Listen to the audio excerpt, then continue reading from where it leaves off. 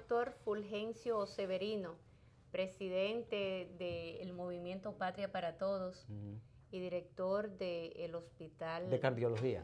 Sí. Del Gautier, de Salvador de Gautier. Sí, director del Departamento de Cardiología del Hospital Salvador de Gautier.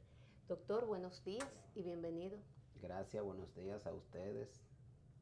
Bueno, nosotros le hemos invitado para hablar de todo un poco, de los temas sociales, pero sobre todo de salud y el sistema hospitalario de la República Dominicana, las tantas quejas que llueven por todas partes, qué es lo que está pasando con la salud en la República Dominicana y cómo se van moviendo las fichas ahora con una nueva reforma que se está aplicando en el sistema de salud en nuestro país. ¿Cómo lo evalúa? Bueno, fíjense, el sistema de salud de República Dominicana tiene varias características que tienen muchas externalidades negativas en la población. Lo primero es que es un sistema muy segmentado, es decir, aquí siguen existiendo después de qué sé yo cuántas reformas, la Ley General de Salud, la Ley de Seguridad Social del año 2001, luego vino la reforma fundamental del año pasado, que es la Ley 123-15, que es la que unifica las redes del Seguro Social y del Ministerio de Salud Pública, hoy Servicio Nacional de Salud. Y digo que es muy anárquico, porque tú tienes hoy los hospitales del IDCS, a pesar de haber pasado al Servicio Nacional de Salud, funcionan de una manera independiente, donde la gente sigue pagando, a pesar de que hay un decreto de que no se debe cobrar cuotas en los hospitales públicos a los pacientes pobres que van, el Seguro Social, aunque con una mayor flexibilidad que antes de pasar al servicio. Antes el Consejo Directivo del Seguro Social tenía una resolución que prohibía que en estos hospitales se dieran servicios de manera gratuita, sino que se le hacían exoneraciones de 1%. Pasamos el servicio, se sigue cobrando. Es decir, no somos totalmente de servicio. Peor aún, sin presupuesto, que es lo más grave. Y hoy estos hospitales sobreviven porque un hospital como el Salvador de Gautier produce 29 millones de pesos mensual, fundamentalmente al SENASA, y de eso le devuelven en este momento 8 millones. O sea que hay 21 millones de pesos de los que produce el Hospital Salvador de Gautier que se van a subsidiar a otros hospitales. ¿Y esto por qué? Porque se toma una decisión de modificar una ley, y aunque aquí se habla mucho que las leyes que implican recursos económicos no se pueden producir sin fuente, estas la producen sin fuente. Y no hacen automáticamente una transferencia presupuestaria de alguna parte del gobierno para que estos hospitales recibieran la famosa subvención, que ustedes saben que es de poco, pero está contemplada en el presupuesto. El segundo elemento que caracteriza es que seguimos con el Ministerio de Salud Pública gestionando una parte de los servicios de salud, fundamentalmente alto costo. Saben que aquí el ministerio maneja más dinero para alto costo que lo que se da en subvenciones a todos los hospitales públicos. Y es una cosa no concebible, o sea, se presupuestan hasta 3.000 millones de pesos para atenciones de alto costo, pero entonces a los hospitales públicos se les da una subvención que no llega a los 2.000 millones de pesos para todos los hospitales.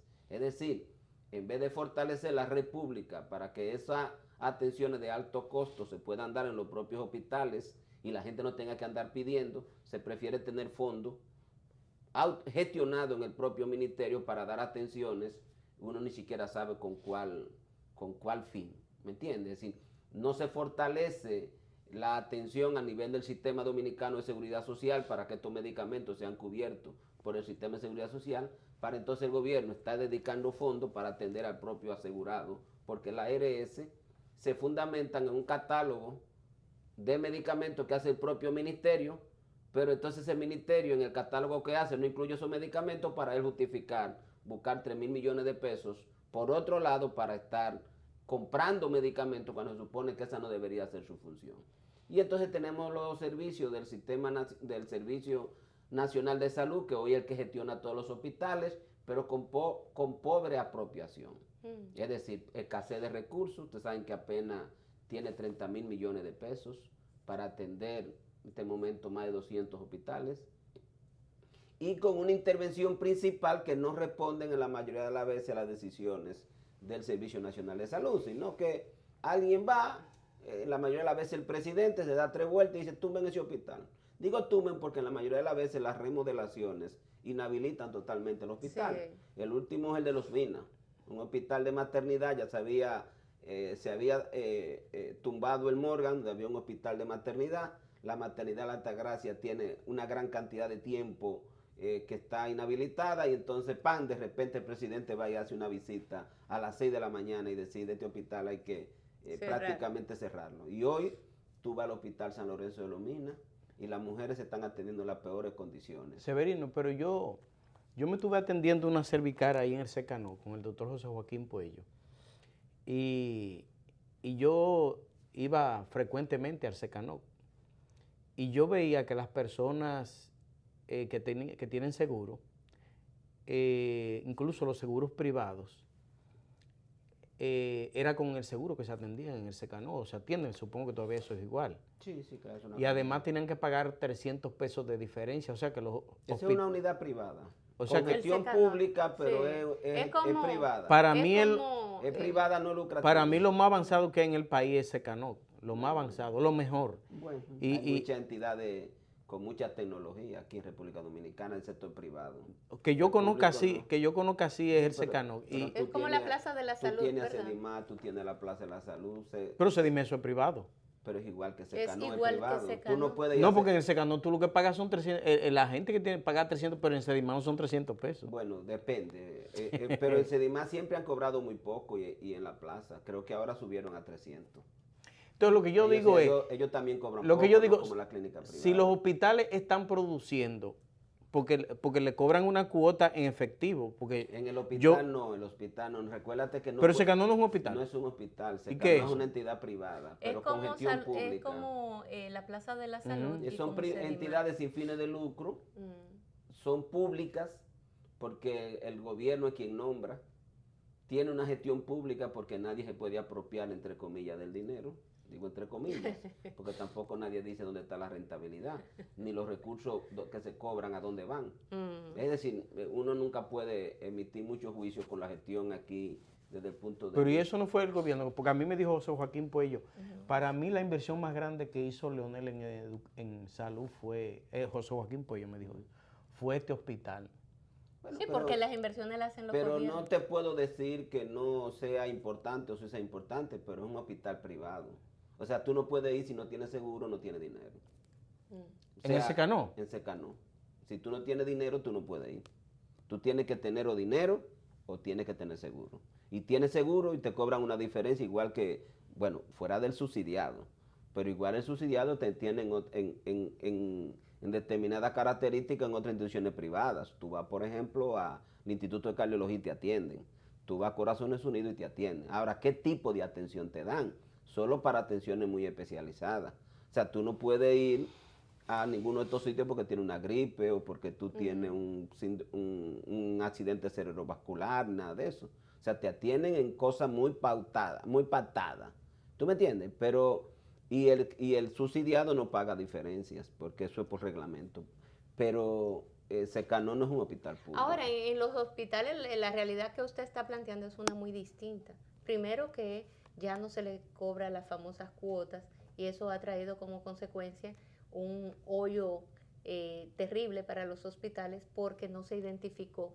Esos recursos que entraban no se han identificado. Pero es correcta la acción. La acción es correcta no cobrarle. O sea, se supone que un paciente pobre, que es el que va al hospital, no debe de... Pero desde el punto de vista gerencial, Lindsay tiene la razón. Esa cuota había que quitarla cuando se repusieran los fondos que el hospital dejaba de adquirir por vía de esas cuotas. Es que el hospital en Dominicana necesita más dinero que una cuota. El hospital con la cuota, lo único que servía, yo te lo puedo decir porque yo trabajo en hospitales, para nombrar gente, nada más sirve para eso. Porque la ausencia de recursos en los hospitales o el bajo presupuesto que asigna el gobierno al sector salud tiene muchas consecuencias negativas. Una de ellas es, por ejemplo, la escasez de personal de salud. Tú tienes aquí en República Dominicana menos enfermeras que médicos nombrados. Sí. Aquí tú Y tienes... debería ser lo contrario. Tú tienes, debe ser 1.5 enfermeras por cada médico. Sí. Y tú tienes menos enfermeras que médicos. Entonces, cuando tú vas al nivel de atención de enfermería, se ve muy limitado por el tema de la escasez de recursos humanos. Aquí tuve toda la provincia demandando médicos y no hay. Aquí hace tiempo que no se nombran médicos, más que cosas muy puntuales.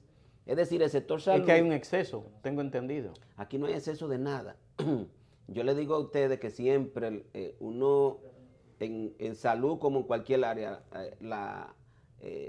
los resultados son comparativos. Nosotros somos un sistema de salud malo y le había planteado a ustedes toda la segmentación que tiene, porque tú tienes un régimen subsidiado que tiene que ir al hospital, pero entonces al hospital va un paciente pobre igual que el subsidiado, pero sin seguro. Al subsidiado le dan mejor atención que al que no tiene el seguro. El subsidiado se enferma del corazón y se puede atender en otros hospitales privados, donde se puede atender en el Instituto de Cardiología y en otras instituciones privadas, pero entonces el mismo pobre, porque no tiene el seguro, no se le puede dar ese tipo de atenciones. Entonces, un sistema así genera demasiada inequidad. Entonces, por el otro lado, tú tienes el sector privado contributivo, que es un sector muy golpeado, también constituido por gente de clase media, gente de clase alta y gente muy pobre. Ahora, doctor, ¿cuál es el planteamiento que ustedes están haciendo? Nosotros hemos conversado con varios médicos, especialistas en distintas áreas de la salud, y la verdad que uno de los sectores que anda muy mal es el sistema de salud en la República Dominicana, y una de las quejas generalizadas, o sea, todos los médicos concluyen en lo mismo, es que hay una cantidad enorme de hospitales que están paralizados, y entonces los que operan con una deficiencia tremenda porque se concentran allí una cantidad de pacientes que no pueden ser atendidos de manera medianamente decente porque el personal que hay no da para tanto. Ese es uno de los puntos. Ahora, ¿cuáles son esas? Primero, la identificación, los puntos más graves y que ya no pueden esperar más, por un lado. Y lo segundo es, ¿qué planteamientos hace para que este sistema que algunos médicos han calificado como colapsado ya, no termine de colapsar o de explotar lo que queda en él? Mira, desde el punto de vista de los sistemas, el sistema de salud lo primero que tiene que resolver es que la universalidad de la población tenga acceso por la misma vía. ¿Qué es lo que te quiero decir? Nosotros hoy tenemos 7 millones de personas que tienen seguro. Sí. Nos quedan aproximadamente unos 4 millones. Hay que asegurar esos 4 millones como primer elemento. Es decir, hay que garantizar que todo el que va a ir a cualquier servicio de salud lo haga por la misma vía. No que tengamos gente yendo por una vía con seguro y otros sin seguro, sino todo el mundo va por el seguro y cada servicio le va a facturar al seguro. Ese es el primer elemento. Entonces, el gobierno debe resolver en el presupuesto del 2018 el tema del aseguramiento de los 4 millones de personas. De esa iniquidad, Entonces, segundo elemento muy importante. Tú puedes tener el seguro, pero si tú no tienes prestadores de calidad, entonces el paciente anda con el carnet, pero se va a morir porque no está el servicio.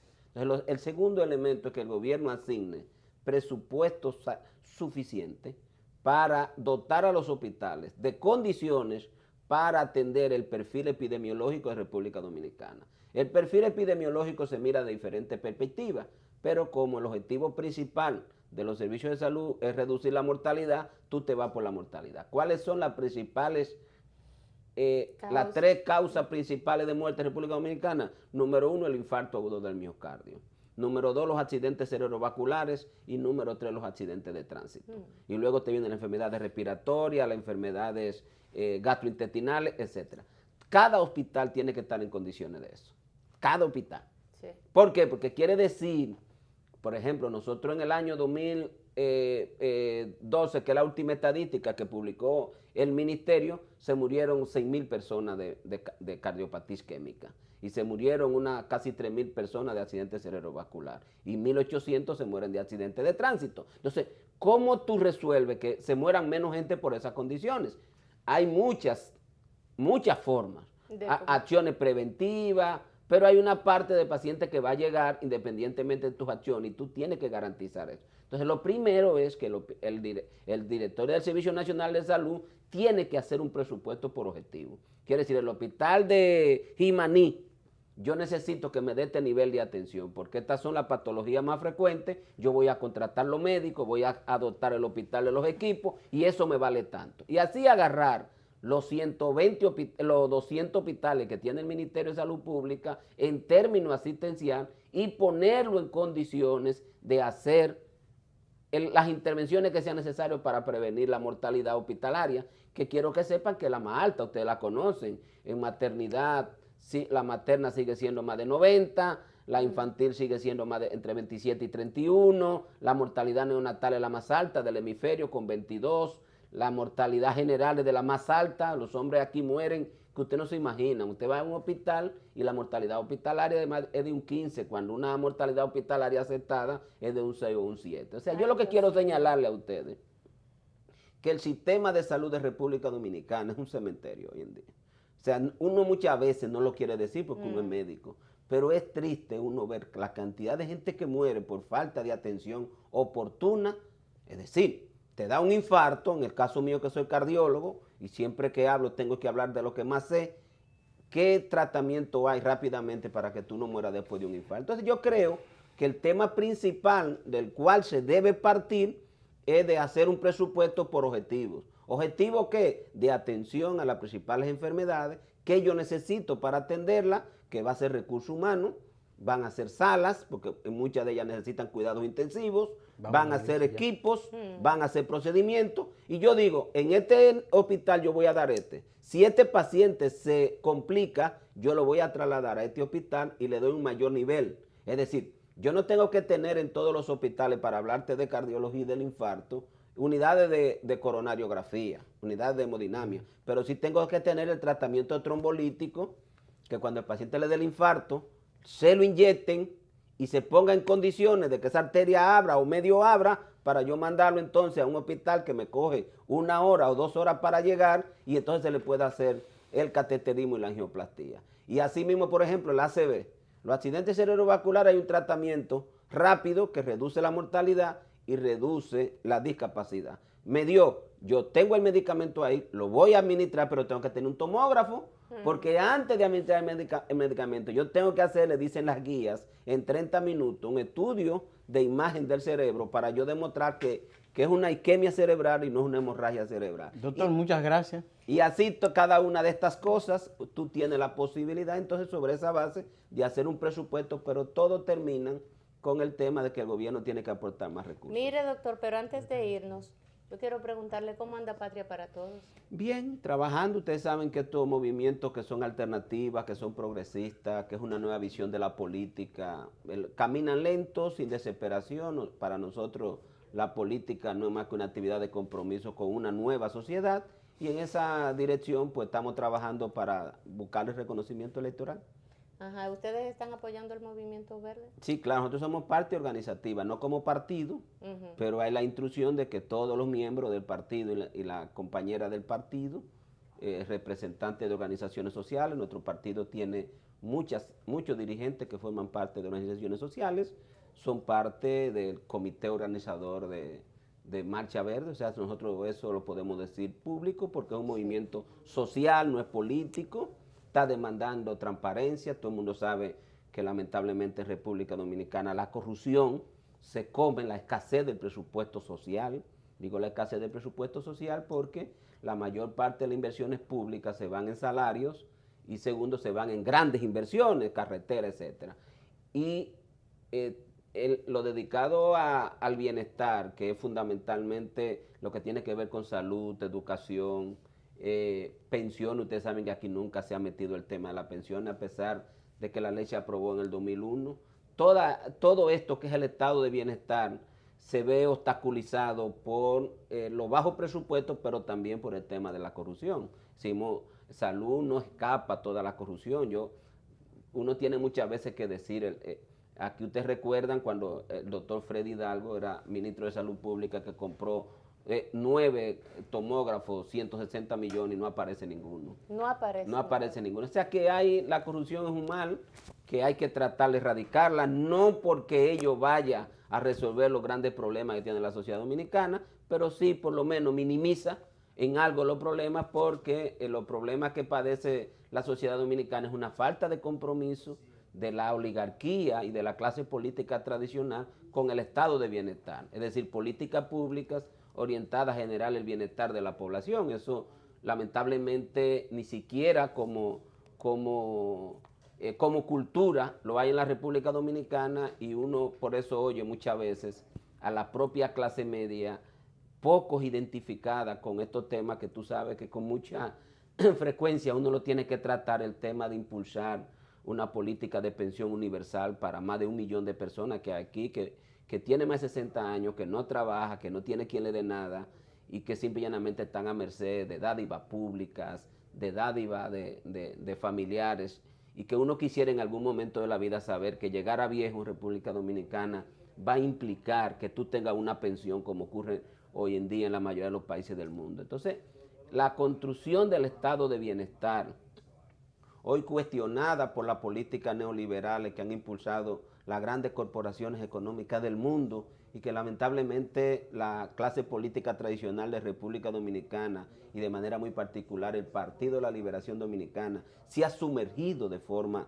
significativa en esta política antiestado de bienestar. Nunca lo alcanzamos, pero se han impulsado políticas en contra del estado de bienestar, del estado de bienestar, y yo creo que, y siempre quiero terminar mi intervención diciéndole que nosotros en Patria para Todos lo que quisiéramos ver es que se cree una cultura, especialmente nosotros, la clase media, pues tenemos un papel muy importante en hacer de la política un compromiso con el bienestar de la población, y ese bienestar tiene que tener un nombre obligatoriamente. Es decir, hoy se necesita que República Dominicana impulse políticas que se reconocen, que se saben, que fueron impulsadas por los europeos hace mucho tiempo, que los norteamericanos la asumieron después de la Primera y la Segunda Guerra Mundial, y que culminaron con la garantía de que todos los ciudadanos y las ciudadanas de esos países tenían seguro de que cuando no trabajaban el Estado les iba a proveer de ingresos, que cuando llegaban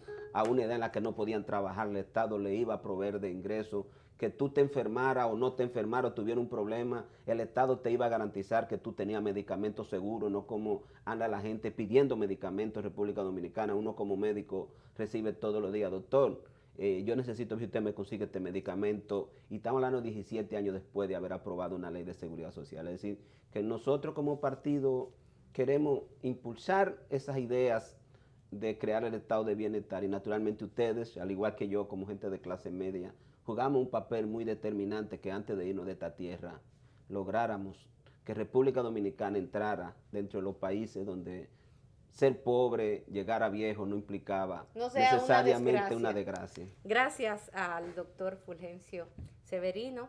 En otro momento le vamos a invitar, doctor, para hablar un poco más de política y de Patria para Todos, de este movimiento verde que ha surgido y que las razones son diversas, pero me gustaría conocer también más a fondo las razones que ustedes como partido tienen, también como organización, ya con una visión política tienen, la razón que les mueve a apoyar este movimiento del Grupo de los Verdes. Vamos a ir a una breve pausa. Tras ella venimos con la segunda entrevista del día de hoy. Hoy estamos a casa llena.